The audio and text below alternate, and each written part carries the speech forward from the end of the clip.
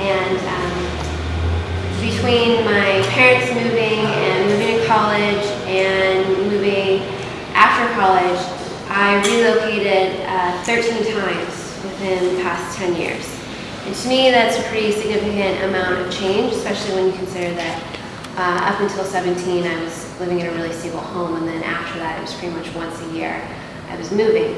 And moving that much definitely ignites thoughts about dislocation and transition.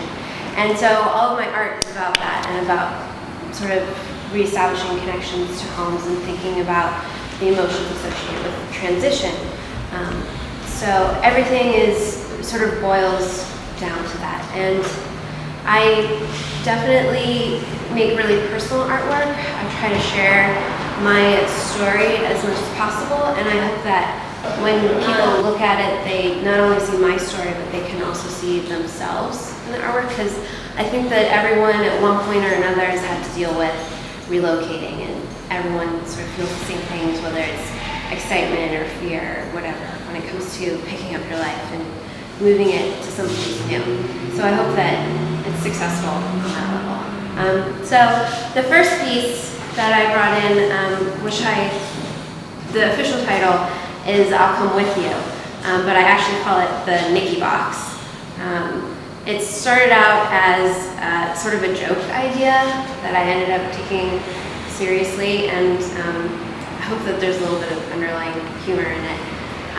But it started with the idea of thinking about how difficult it is to actually pick up and move to someplace new, and how could I make that easier? How could I make the transition smoother? What could I do to make it easier on myself? Thinking about just being able to pack myself up and go someplace new. And then there's also some thoughts about moving. I think that moving is a physical act and a mental act. It's about packing up all your stuff and moving it to someplace else, but it's also about recognizing that you have a life in a specific space, and that moving requires you to not only pack up all your belongings, but pack up that life and all that mental space in your routine in that one spot and move it to someplace new. So I think that the Nicki Box is sort of about acknowledging the mental space that is required to move. And then the second piece, the second project that I've put in is, it's an ongoing project, still continuing, where I recreate the homes that I've lived in paper, and then I turn them into boats. And so the first 3 photographs are of my first launch. So the boats, once they're recreated and finished and ready to go, they get released into bodies of water that are close to where the actual homes resided. So the first 3 photos are of my first apartment in Columbus, which I've moved out of, and we released it in the Scioto River. And then the second 3 photographs are of the launch of my childhood home in Pittsburgh, so it's right around the Point area of Pittsburgh, if any of you are familiar with that. So the actual boat that's right there is where I'm living right now, and so it's ready to go. Like as soon as we move, that piece will be launched on a beautiful fake lake right by my apartment. But I think that when I was conceptualizing this project, I was thinking a lot about how to show that I'm ready to move on, how to show that I'm ready to let these old houses go. And the project is actually titled Release, which I think is a really simple clue to let you into the fact that these homes I'm ready to say goodbye. And I love that there's sort of an underlying funerary sort of feel to boats, about letting things go and never seeing them again, which I think is important when you realize that once these boats are put out on the water, they're not reclaimed in any fashion, they're just gone. And they live only in the documentation of their launch.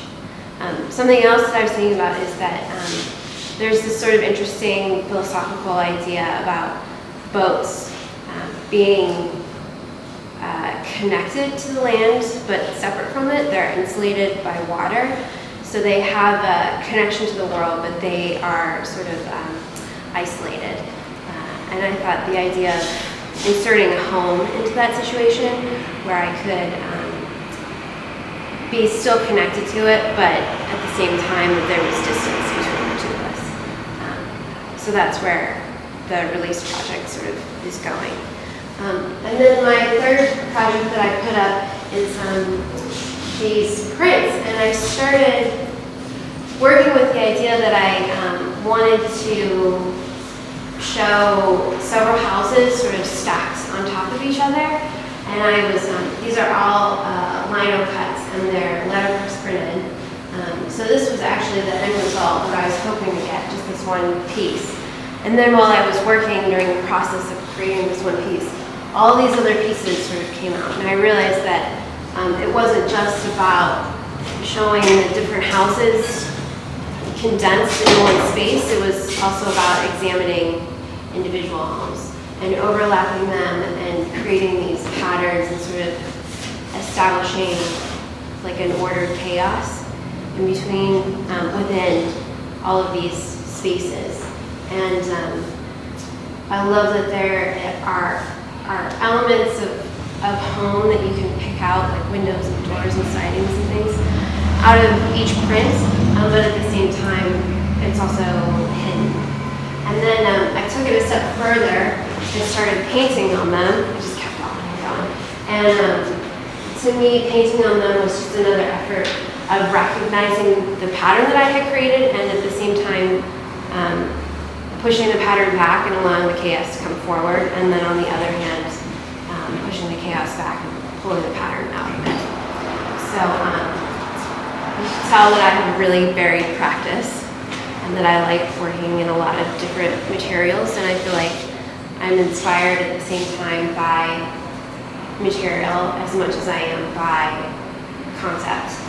And I just try to be honest with my artwork and tell my story, and I hope that other people respond to it. So that's it. You guys got any questions? Quiet crowd. I think I made quiet art. I think it's not loud. It's not super colorful. It's not attention grabbing. This is the loudest piece that I've made by far, and it's like a whisper of a joke. It's not even like a ha-ha moment. But it was really entertaining to be installing it and be here late at night and have all the lights on, and people would walk by and they'd be like, "What is that? That's really weird. Oh, she's in there? Oh, I don't get it. Is it art? I guess so. We're gonna keep walking to the bar." So, but yeah, I'm comfortable.